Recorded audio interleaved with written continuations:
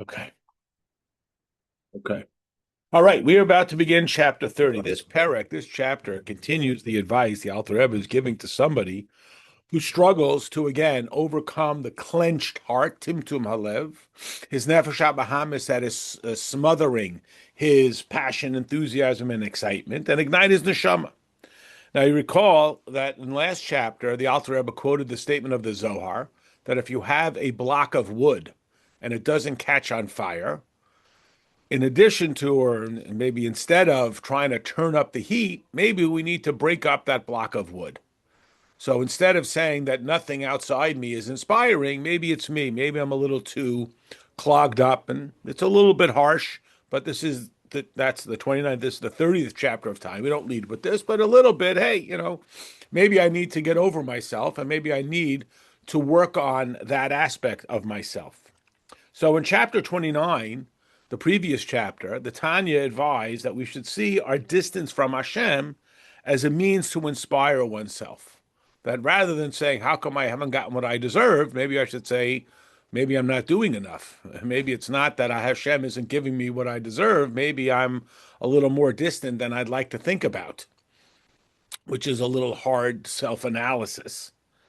This chapter gives us another strategy for breaking up that wooden non-receptive block. That's the goal, to break up this block of wood, which is to see my distance from the service of Hashem relative to other people. And a little bit, not us, of course, this is about other people, not us. We have the sense of, or to use perhaps an extreme, we know that one of the most difficult things is why do good people suffer? This is one of the very difficult things, perhaps the most difficult thing. Coupled together with that, as the Mishnah in Pirkei Avos says, is why do what appear to be bad people thrive? And there's a sense that's like, how come that guy's got all these happy things? I'm a better person than they are. How come I don't have what they have, whether it's materially or socially or whatever it might be? Well, this chapter, the Alter Rebbe is going to highlight different statements from Torah and mechanisms for implementing the idea that we should be more humbled before other people. Be humbled before other people, as we'll see. Even what is called the Kal Shebakalim, which I may translate it as the lowest of the low, but what it really means, oh, I should say what it literally means, is the lightest of the light, which has two implications. One is, as we call it in English, that guy's a real lightweight.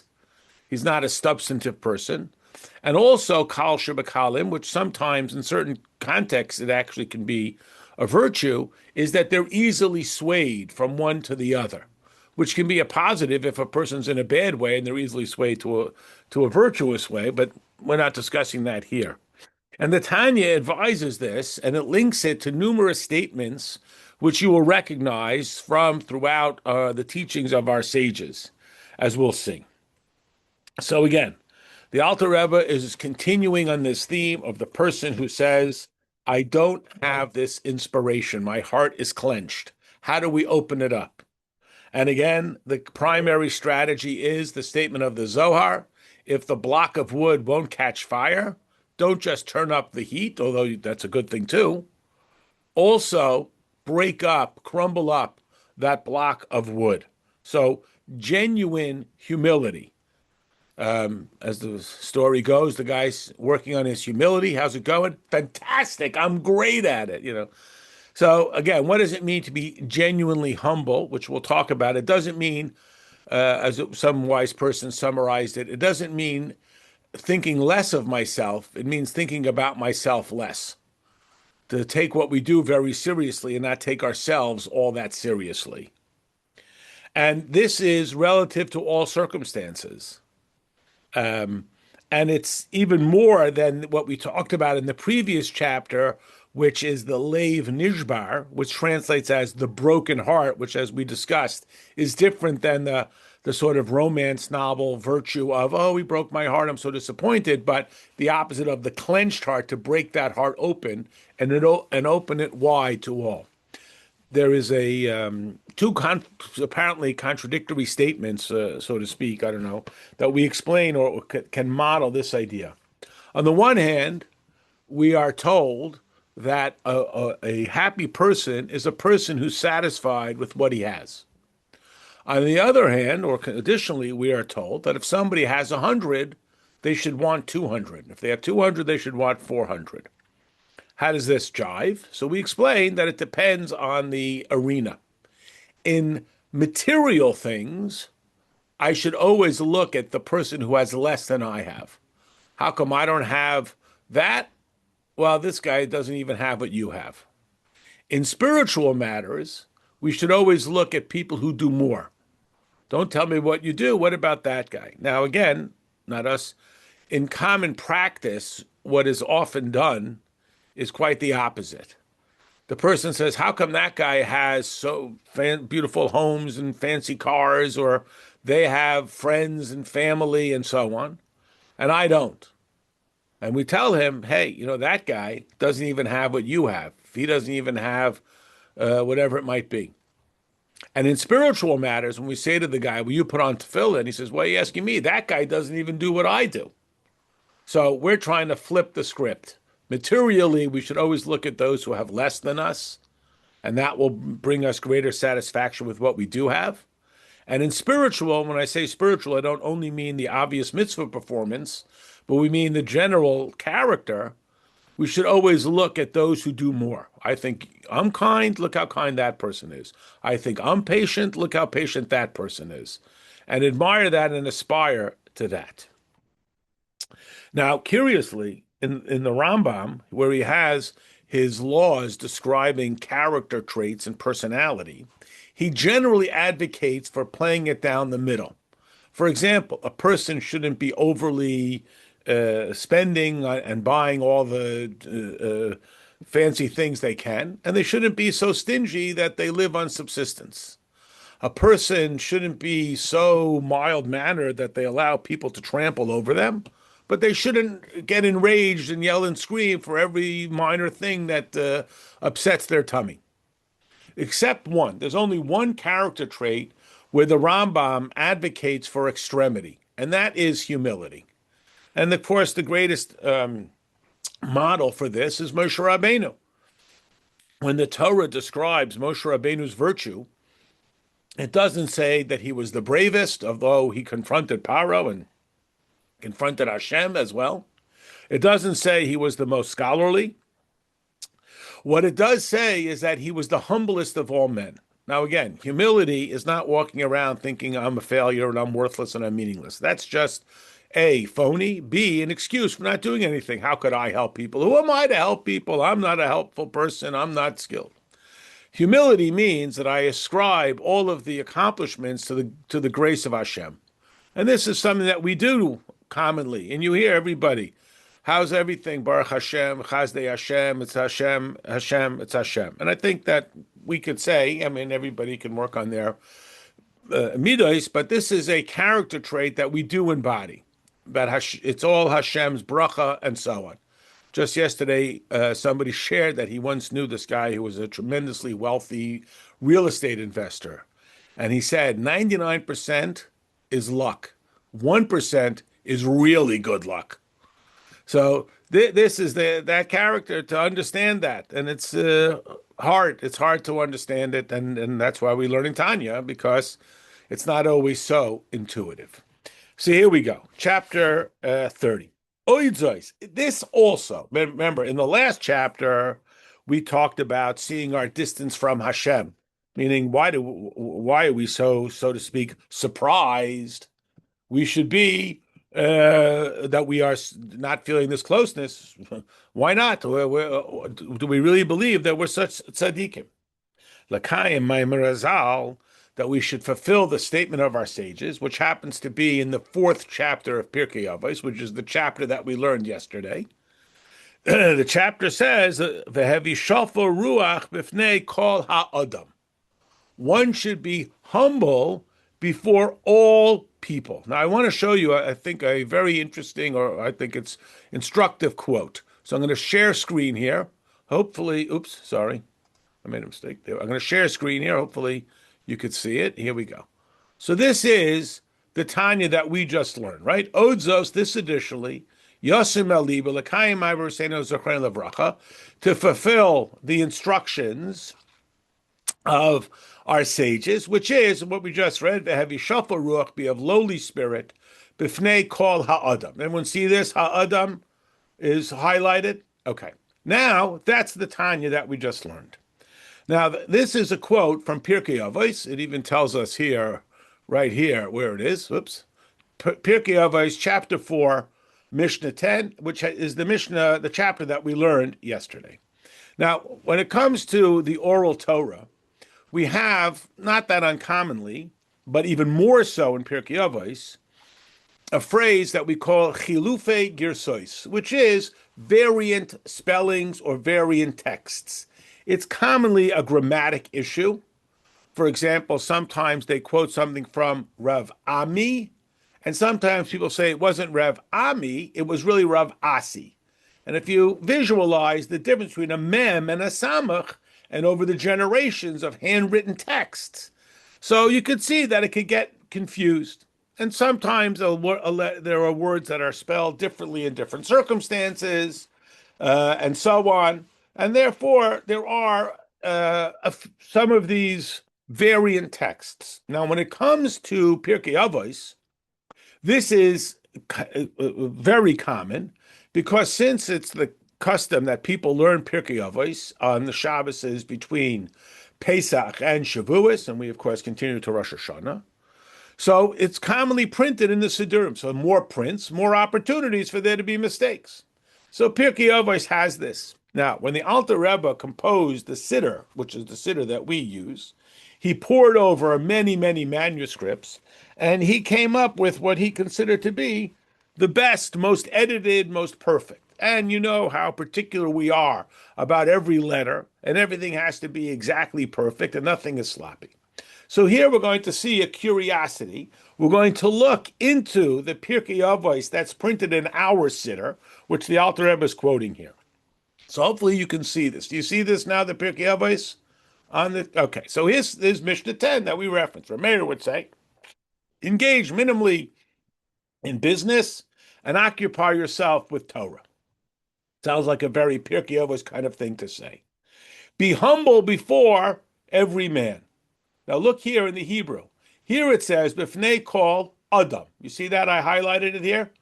And what did we say here? B'fnei kol ha-Adam. Here it has the hey, and here it doesn't have a hey.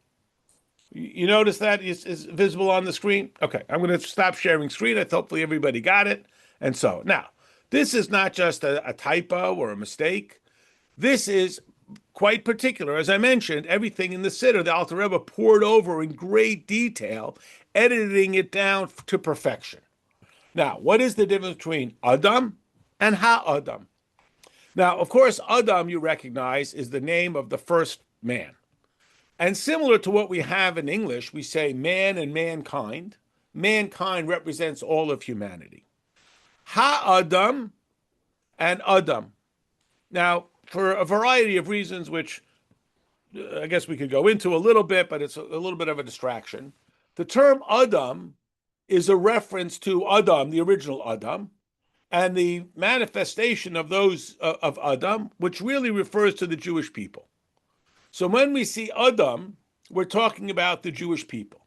When we see Ha-Adam, we're talking about mankind in general. We're talking about all of humanity. So in Pirkei Avos, remember, I'll just put it back up there for a minute here. In Pirkei Avos, the Mishnah is talking about engaging minimally in Torah, in business, and occupy yourself with Torah. And if you neglect Torah, it's talking about Torah study. So before whom should one have humility? Before Adam, the Jewish people who are learning Torah. That's who the clientele is that he is describing. In our chapter of Tanya, where the Alter Rebbe is speaking about humility, that humility is before all people, Jews, Gentiles, since we're hammering home on the concept of humility and humility before other people. So now it's not going to matter whether those people are Jews or not Jews. When we're talking about Torah study, that's a very specific slice of humanity, the Jewish people. when we're talking about humility, we're not limited to the specifics of the Jewish people. We want to be humble before all people. Okay, I'm going to stop sharing. Hopefully, everybody recognizes that distinction. Now, this is not, again, just a gotcha. See, ha ha, here you said this and there you did, and you thought we weren't paying attention. And it's not just an academic point. It is germane to the message which the Alter Rebbe is communicating in this chapter, that through our humility before all people, we will come to an open heart. Now, on the one hand, you might say, yes, everybody teaches their child that everybody is worthy of my respect and everybody is a good person and everybody's got something to share. But here we're getting a little bit deeper than just, and I don't mean to mock it, but a little bit of lip service for how we should treat everybody kindly and with respect, and everybody has something to teach us. Here we're really digging down, and we want to genuinely say that I should be humbled before all people. Now, at a little level, we might suggest oh, come on. I mean, can you really say that I should be humbled before every single person? Look at what they do and look what I do. I'll share with you just an example, an illustration of how challenging this can be. More than once, I've had this conversation with people, and again, it's people, my bias to be acknowledged, that are not learning Hasidus, although someone could learn Hasidus and still struggle with this, as evidenced by the fact that the Alter Rebbe wrote it here for an audience that has read the first 28 and now 29 chapters. So if we say, well, all you got to do is read the first 28 chapters, you won't have this problem. You won't get this in chapter 29. So let's not delude ourselves. And we were talking about the idea of a conversation about every Jew being identical. And this guy was, everybody should be nice to everybody. But the fact is, if I put on tefillin every day and this person puts on tefillin once a week, I'm better at it than he is. Now, it doesn't mean I should be mean to him. He's not advocating for, but there, a person who's 6 feet tall is taller than a person who's 5 feet 10 inches. If I'm keeping Shabbos and he's not, I'm a better Jew than he is. I mean, at some level, why can't I just make the argument that okay, I should be nice to everyone? Again, he's not advocating for harshness and so on. How can you genuinely expect it? Why doesn't he keep Shabbos? And as we'll see, it's essentially like, I play the piano. Why do you play the piano? What do you mean you can't play the piano? I play the piano. I speak French. I run fast. And so on. Now, we might say, well, you have this virtue and this benefit. That's true. That guy can do something else. But maybe what we'll ultimately come to is we don't know where we would be if we didn't have the circumstances that we have. Or, as I like to frame it, weren't we smart? I guess, Bot, you're not in this category, to be born in the middle of the 20th century. Don't tell me you were born in 2000, right? To be born in the middle of the 20th century in the United States, not like those dummies who were born in the 1500s in Spain, or all those knuckleheads who were born in Poland in 19. Why did they just be born in America in 19? Well, I won't say, and so on. Well, again, it's the blessing that we have to be born into that circumstance, and we don't know what we would do if we were born in their circumstance. Oh, I wouldn't. This is what I would do if it was me. You don't know what you would do. We don't know what we would do. And if you think you would rise to the challenge, maybe Hashem would have given you that challenge. And since he didn't give you that challenge, maybe you would have failed. That's a little bit more discomforting than being able to say, well, I keep Shabbos and he doesn't keep Shabbos, so I'm good and he's less good. I put on tefillin every day. He puts on tefillin once a week. I'm better. It's a little more discomforting, a lot more discomforting. And now we start to see how it opens up my heart instead of waiting around saying, how come I'm not getting what I deserve? Oops. Okay. So here we go. Look what the Alter Rebbe says here. This is the truth of truth. Meaning, again, and I don't mean to diminish it, unless a person's a psychopath, everybody teaches their children. Everybody has something to teach us. Everybody has got their values and so on. But come on, you're really telling me that this person I should be humbled before them? Yes, I should be kind to them. No one's disputing that, but come on. come, and the Alter Rebbe was like, yeah, emes la'amitoi. If you look in the wording, truth of truth. Truth of truth, as we have talked about in other contexts, means we pursue it all the way to the end. It's not just some perfunctory, performative, scotch taped mask onto the face of it. Here we go. Bifnei kol ha-adam, there it is with the hey, mamish. Literally, every single person. And again, everyone can come up with the scenario. Every single person, to be humbled before them, not just to be polite to them, but to say, they have accomplished something I can't. So a little bit, this ties into, why am I coming to the Alter Rebbe and saying, how come I can't see the infinity of Hashem? Why do you think you should? It's somewhat analogous to the story that we tell, it's in Hayom Yom, about the fifth Rebbe, that when he was a little boy, he had Yechidus with his Rebbe, who was his grandfather, the Tzemach Tzedek, in honor of his birthday, which is Chav Cheshvan, a month after the Yom Tovim. And he was crying. And his grandfather says, why are you crying? And he said, because I learned in Cheder, V'yera elav Hashem, that Hashem appeared to Abraham Avinu. You remember the story? That after Abraham had his bris milah, he was sitting at the tent and God appeared to him. And I want to know, why doesn't Hashem appear to me?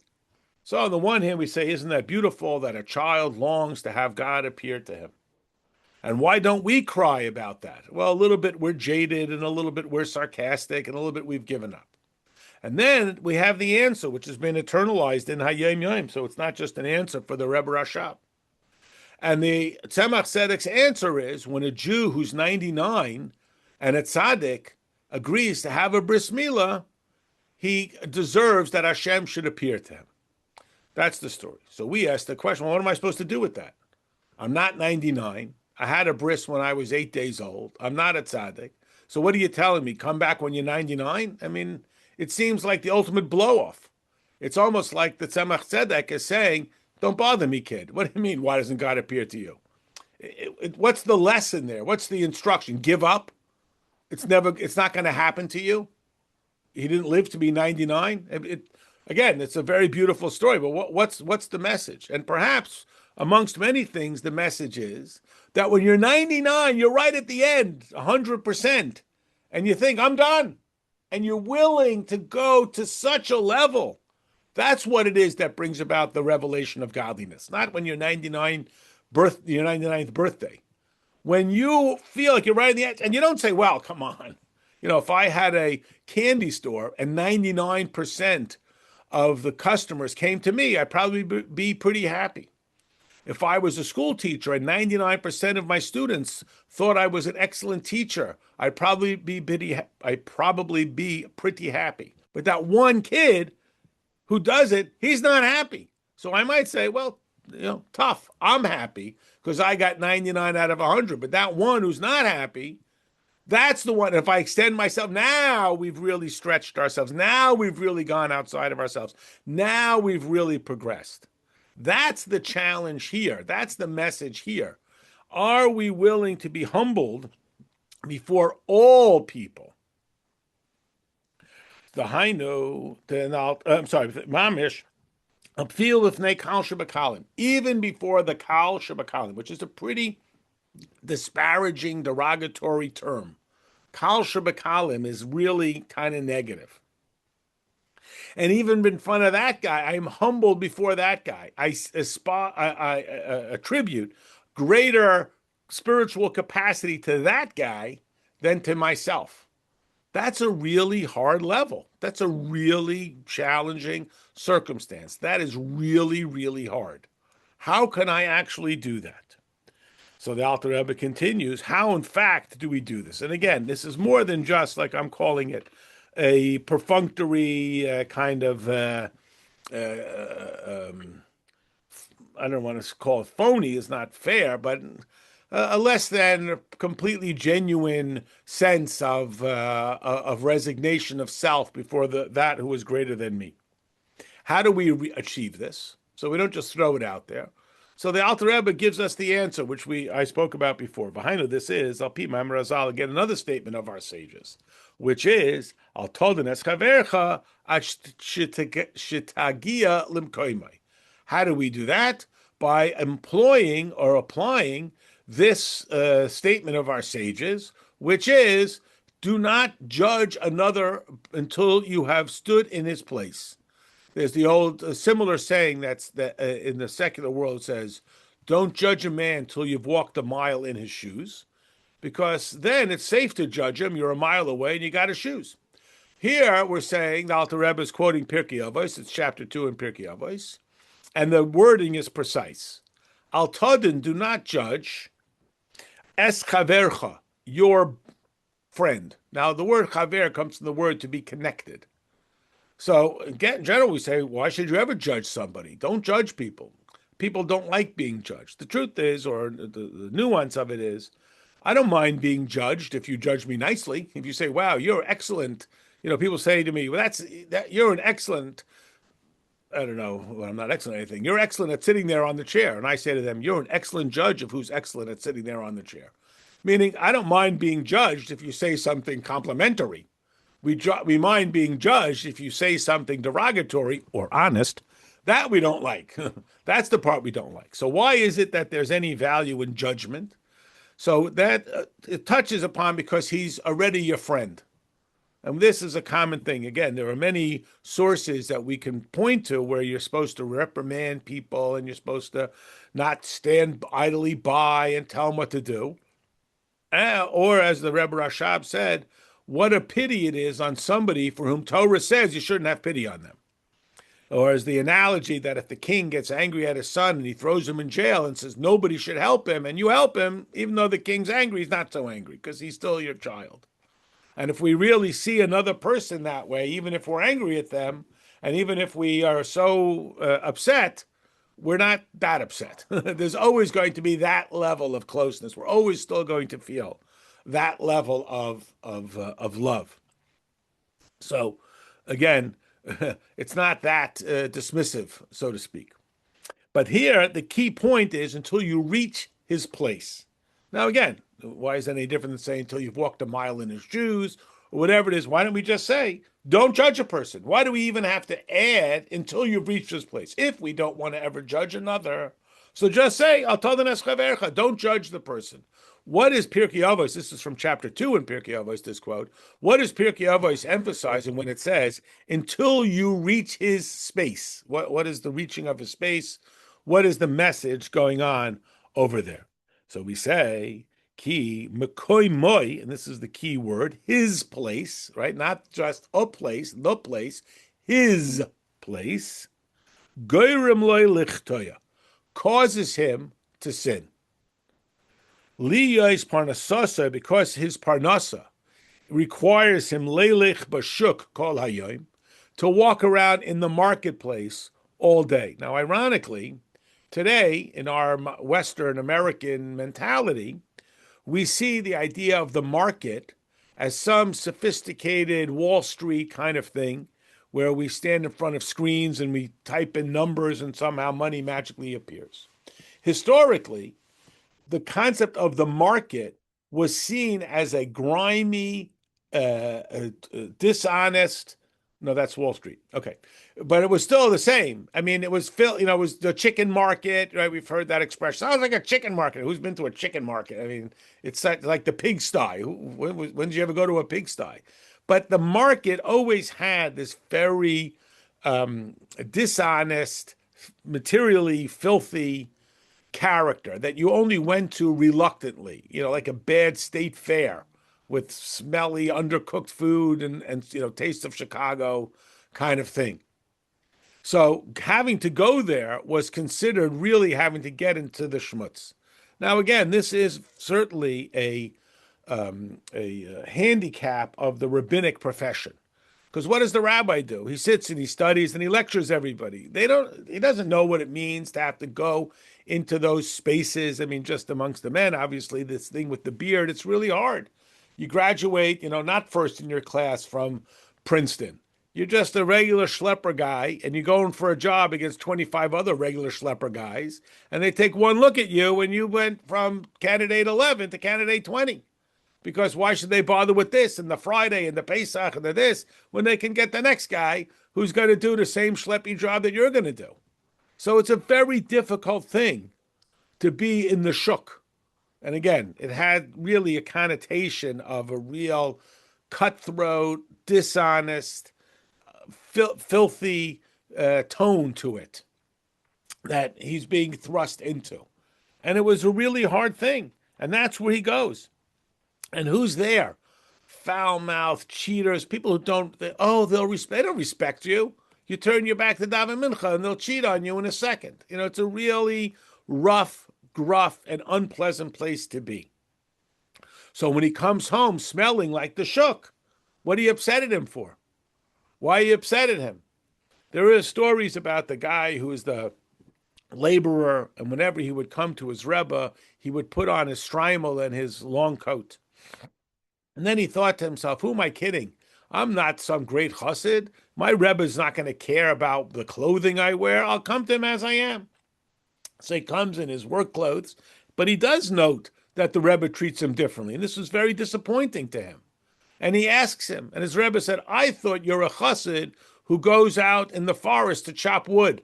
Now you're telling me you're a wood chopper who comes to the Rebbe once in a while. What's my true identity? It's a very difficult thing to be in that schmutzik marketplace and so on.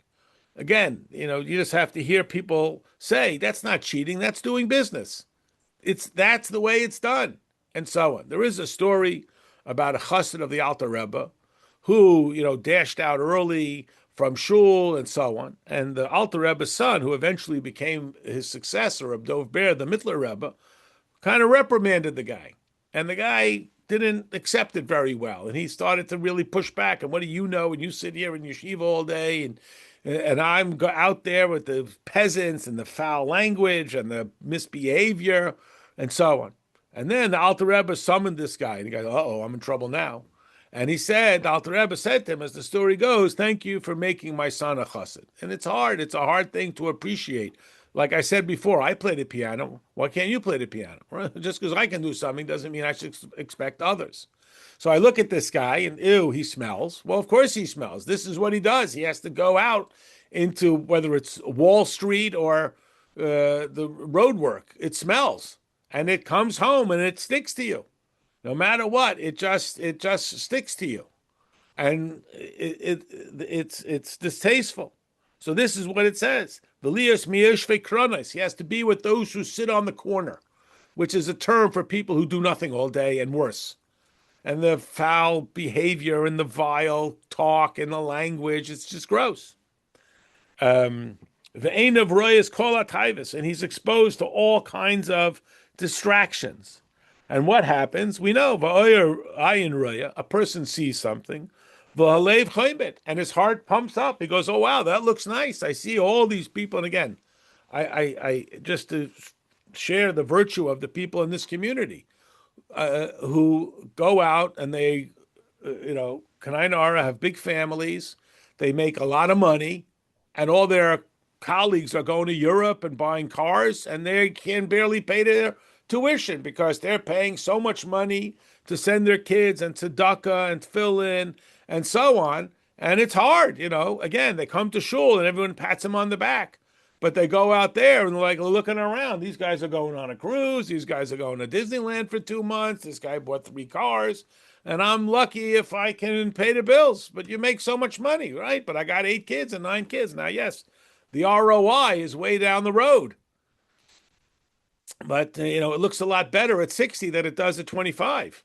But when you're 25, you don't think you'll ever get to 60, right? It's a hard thing. Okay. And his Yetzer Hara fires up like a cauldron. And it burns and burns. Like it says in the pasuk, that it's his heart is on fire. So again, as we know, another quote from Pirkei Avos: "Who is mighty? He who conquers his Yetzer Hara, not the Yetzer Hara, his Yetzer Hara." So I got a Yetzer Hara that I can handle. And if I'm in a circumstance where I don't go amongst that masses and filth and schmutz, it's because I probably would have done worse. We don't know. And you may recognize this because it's right in the beginning of Tanya where we talked about Rabbah. So just a quick review. The Gemara says that when describing a Beinoni, Rabbah, who's one of our greatest sages, who never stopped learning Torah for a moment, even the angel of death couldn't get him, he said, someone like me is a Beinoni. And everyone, whoa! And we say, come on, there's a difference between being humble and lying. That's not humility. And his basic answer is, look, I spend all day surrounded in holiness. How do I know how I would fare if you drop me in the middle of Wall Street? I don't know how I would fare if I spent my time with all this dishonesty and enticement and schmutzik. I don't know how I would fare. I know that I'm here and I'm holding strong, not to falter. But it's tough. Masha'ain came, which isn't the case. Again, this is ostensibly the judger who's like, come on, I should be humble for all people, even that guy. So we say, Masha'ain came, ma'at, a person who only has to go to Jewel. That's it. They don't have to go out into that schmutzik. They live in this little bubble. You know, today it's become so ubiquitous that we don't even think about it. But it wasn't that long ago that the Rebbe was sending shluchim to places, and the Torah people were saying, what are you doing? You're going to take this bacher and this girl who just got married, who lived their whole life in Crown Heights. Maybe they, went to Eretz Yisrael or New Jersey, and you're going to drop them in the middle of Gullus, and you're going to tell them to bring Yiddishkeit. They're going to get swallowed by the Goyishkeit. It's just too filthy. How could you do that? And again, it's not an irrational argument. And it's only because the Rebbe could take it on his shoulders that they're going to go out there and they're going to, on the contrary, push back and bring light of godliness into a place filled with schmutz. Because, again, the reasonable thing is, and again, the Rambam talks about this, a person is naturally attracted by what surrounds them. And if you spend all day in the fish market, you're going to smell like fish. And you can scrub it and scrub it and scrub it, but you're never going to get it out of you. It's going to saturate the person. So how can you send somebody out into the market? And the answer is only because we have the Rebbe's bracha. Really, it's otherwise, quote, an irresponsible thing to do. And therefore, this person who's saying, well, look, I put on tefillin every day. Well, of course, you were born into a family that cherished that. Even if you weren't, you were born in a family that brought you up to cherish it, whatever it is. You know, like Pirkei Avos again says that even the tongs were made by the first pair of tongs. You need to have tongs to make tongs. Nobody comes from nothing. Everybody had somebody. And aren't we smart that we were born, like I said, in the middle of the 20th century in the United States? Not like those dummies who were born during the Inquisition. Well, of course, right? So what is it that we really do? And again, as we know, the pasuk says everything. Well, it's deduced from a pasuk. Everything is in the hands of heaven except the fear of heaven. We don't get to choose the most important things. You don't get to choose who your parents are, where you were born, how you were raised, et cetera, et cetera. Okay. So the Alter Rebbe continues and he says, a person who only goes in the markets for a very little bit of time, most of the day, that translates literally as he sits at home. Now, that doesn't mean he sits at home doing nothing, but it means he's in, like we would call it, a Hamisha environment. He's in that Hamisha place that's very supportive of him, that's all on his side. And again, this is a rabbi, occupational hazard.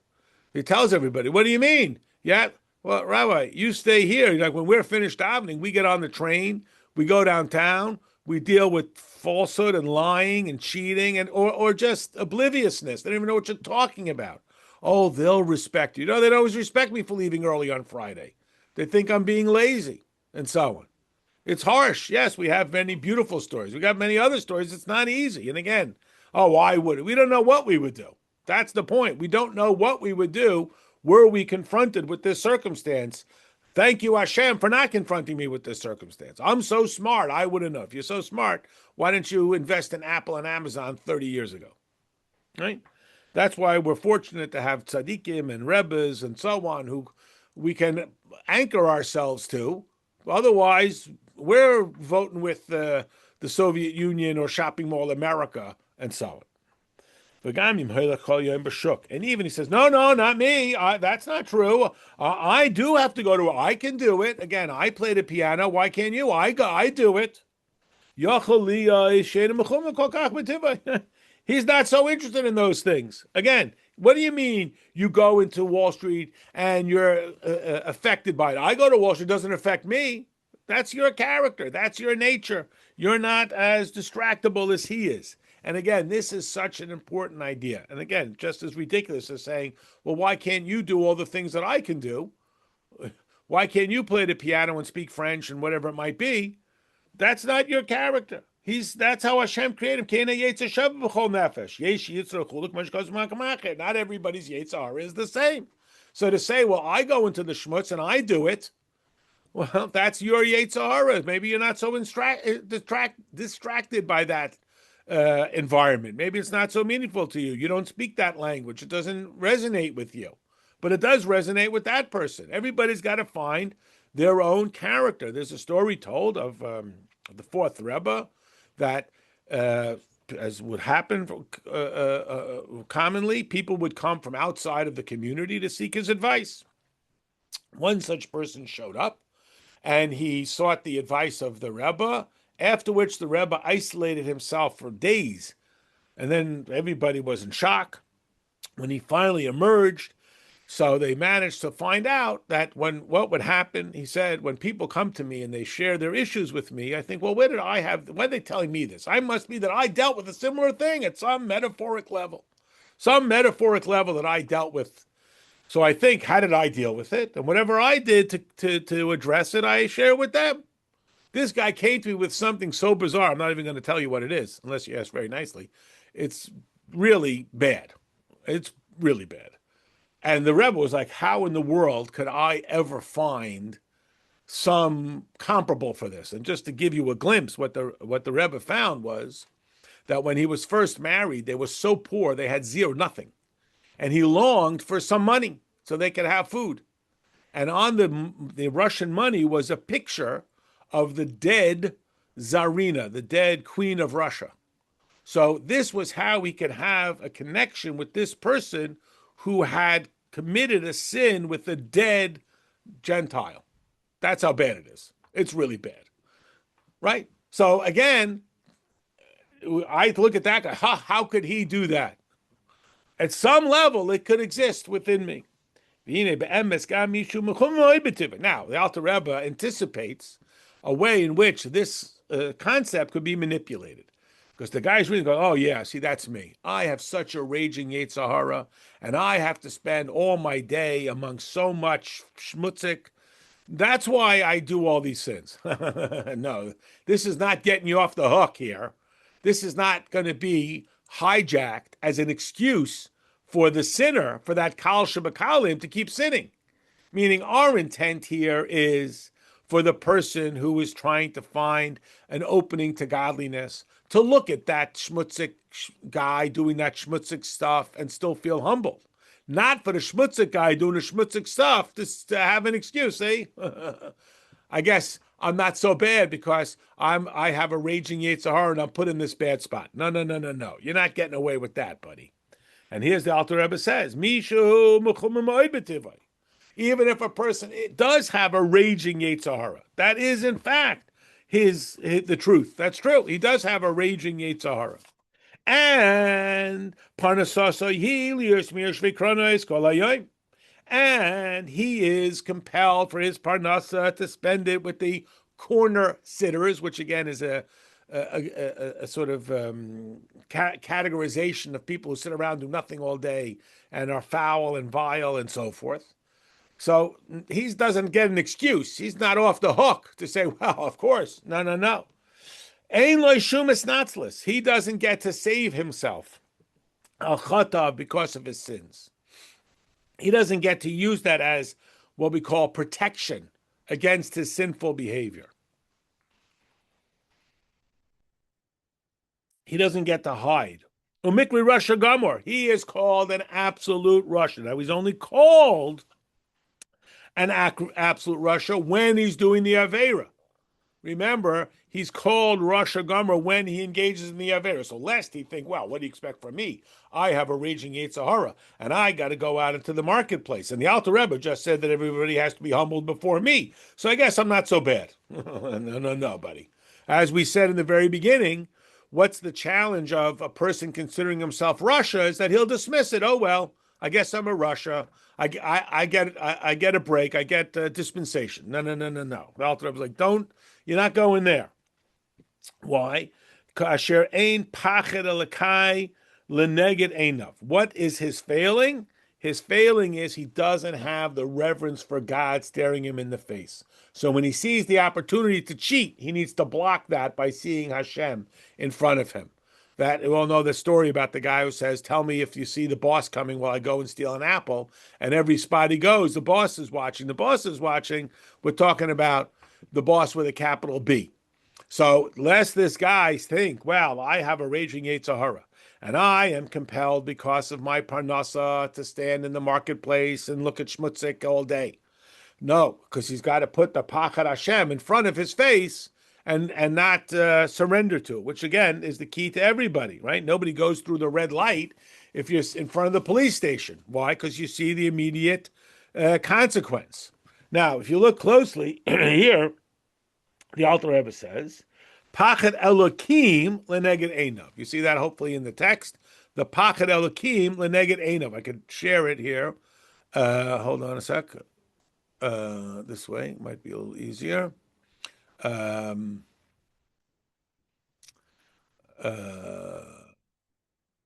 Okay, so here, let me just, because I want to show you the specific language.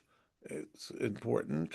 So here, the Alter Rebbe says, Asher ein pachad Elokim leneged einav, because he doesn't have the fear of God before him. You see, but it uses the word Elokim. You see what I've highlighted? I'm just going to stay here for a moment because I want to read the next line. Key, what's the pushback to this guy who's saying, but I have a raging Yetzer Hara, and I'm forced to go into the marketplace and look at all this bad stuff. He should have resisted not to look at all. He should have resisted even post-looking. The limshal, he should have dominated al ruach taivasai, the spirit of his impulse, Jabaliba that's in his heart. How should he do that? How do I resist it? Just say, well, don't do it. How do I resist it? What are you giving me to resist? Mibnei pachad Hashem, pachad Hashem, the fear of God, haroya kol ma'asav, who sees all his actions. But here I want to note, in the previous line, the Alter Rebbe said, what's the key is pachad Elokim. And here the Alter Rebbe says, what's the key is Pachad Hashem, which is Hashem is code for the four-letter name of Hashem, the Yud and Hey and Vav and Hey name. So the question is, why does the Alter Rebbe switch it? Why does he first say Pachad Elokim, which is the God of creation, the God who is embedded within the natural process? The opening line of all of the Torah is Bereshis bara Elokim. It's Elokim that creates the world.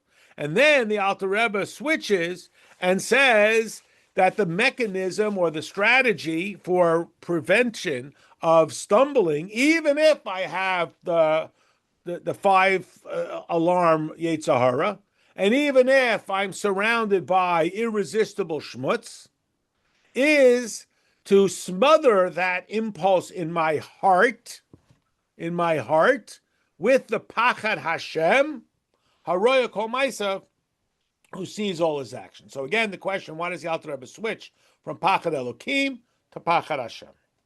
So we explained that there are two characteristics going on here. The Pachad Elokim, the fear of Elokim, is what I see, what is out there visually.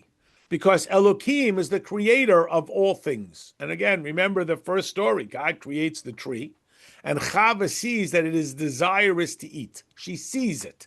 Now, what does that mean? That it looked delicious, more delicious than all the other trees? There was an attraction, but it came from the visual. It came from the visual, from nature. Nature is created by Elohim. So if I see nature as somehow separated from Hashem, so then I can indulge in the nature without the godliness. There is another statement in Pirkei Avos that says if a person is studying Torah and they interrupt their Torah study to admire the beauty of a tree, they are liable for death. We go, liable for, wow, it's pretty harsh. What is liable for death? That's pretty harsh stuff. So the Baal Shem Tov explains that what it means is that they interrupt their study. That is, they somehow see the beauty of the tree as being an interruption, a disconnection from the infinity of Hashem. They don't see it as part of the infinity of Hashem. They see it as separate. Well, that's what happens when we don't have the Pachad Elokim. When we don't have the Elokim, which is the God of nature, we think nature, where we think all the things that we see are somehow not from God, so we get distracted. But then the second part, the Alter Rebbe is talking about not only how to deal with it in the moment, how to reverse the trend in the moment. The Alter Rebbe is talking about how we can prevent it from even gurgling up in our heart. And that's the Pachad Hashem. That not only we should react to the moment where I have this distraction, but we should preventatively address it in the character with the Pachad of Yud-Kei Vav-Kei, the Pachad of Hashem, so that we train our heart to not even have that deeper desire. So hopefully, I imagine everybody can find something in their lives that's a distraction. Well, I hope not. That is a distraction that they overcome. And then something that they know it's no longer a distraction to them. They've completely uprooted it. It's not something that interests them at any level. It's not something that they're battling with. So the Elohim is dealing with the battle, and the Hashem, the Yud-Kei Vav-Kei, is dealing with the essential character distraction that I got to reconfigure so I'm not so distracted anymore. So we got three takeaways for this aspiring Beinoni, who's again, he's doing everything he's supposed to do, and he's come to the Alter Rebbe and he says, help me out. I don't feel this intense closeness with the infinity of Hashem. So the first thing we say is, well, there's no excuses. No such thing as, well, of course you can expect me. Everybody would do that. Maybe you've heard something along those lines. How can you expect anybody to withstand that temptation? In fact, that is essentially an argument that Moshe Rabbeinu tried with Hashem after the golden calf. He said, Hashem, you give him a bag of gold, you stand him in front of a place full of schmutz, and you tell him, don't sin. It's not possible. Well, God said, sorry, no excuses. No excuses. No such thing as I couldn't help myself. This is a core message of Tanya. No such thing as I couldn't help myself. 2, would I really do better in that spot? You know what? Probably not. That's why I'm not in that spot. Hashem doesn't give me that test. We don't know what we would do. Oh, if I was that person, this is what I would do. You know what? You don't know what you would do. And we hope to never find out. And the fact that that person is in that spot means that Hashem has such respect for them that they can overcome that spot. And perhaps if I was in that spot, I would have done less. So we like to think we wouldn't. You know, there's an old saying, most people think that most people think like most people, but not me. I would have known. And if I'm so smart, why didn't I buy Amazon 30 years ago and Apple 40 years ago? I'm not that smart. Who am I kidding, right? And whatever, but I did this and I thought, well, you know what? You had certain advantages that others didn't have, like I said before. And again, breaking down that Yetzer Hara is a battle. It requires a real tremendous effort. And again, maybe we think of this, or I think of this, as sort of purely a Western American couch potato thing. That why is it so hard? Well, life has got its difficulties. There is a saying that only Americans expect to be happy. Everyone else just look at them survive. And, they're just looking to sort of make it to the end of the day. And we're looking for this thing, elusive thing called happiness. And here the Alter Rebbe concludes this idea. A person, again, even the guy with the raging Yetzer Hara in the most difficult and most distracting of circumstances, should have controlled himself. Commercial cost of Leah, like we said, because naturally, an upright human being, the mind controls the heart. No such thing as I couldn't help myself. My mind can control, it can overrule, and even rule and shape and mature my heart. And the Alter Rebbe says, yes, I acknowledge it. It's really hard. And again, this is that challenge. Well, I can do it. Why can't you do it? Well, it's very hard. The Lichber Hayetzer Habari Keish Lava to break down this Yetzer Hara. Again, not only to resist it, but to not even have that distraction, as we talked about before. That's as fiery as a cauldron. Nepachar Hashem, before the fear of God. Come on, the Soyin Mamish. It's Mamish, a test. It is truly a test. And as we know, the word Nisoyin also means a miracle. It also means an uplifting. It also means a banner that we raise up to salute. We look above what's staring me in the face. Right now, I can't see anything past the distraction. And it's a Nisoyin. It's an opportunity for us to reach outside of ourselves and to understand that it comes from Hashem. The Hilkach, and therefore it's our call Adam. Every Adam. Remember, Adam means the capacity for intellect. That's the key. That's just like birds fly. Humans can imagine something other than themselves. Whatever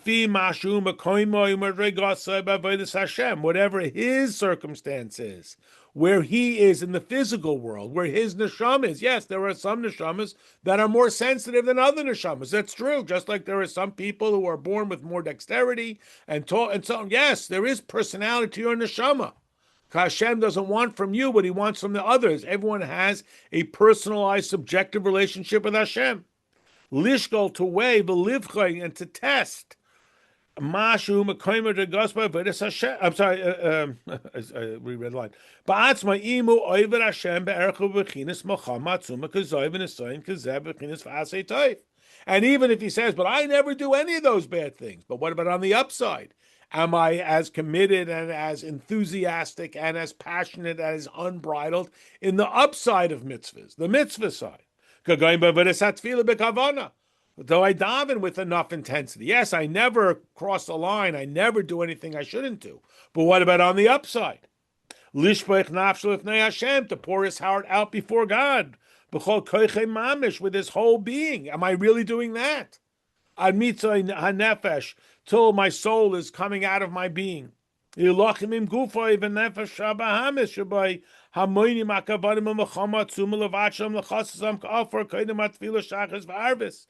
break down my self-interest every morning and evening before I daven Shachris and Ma'ariv. What about Mincha?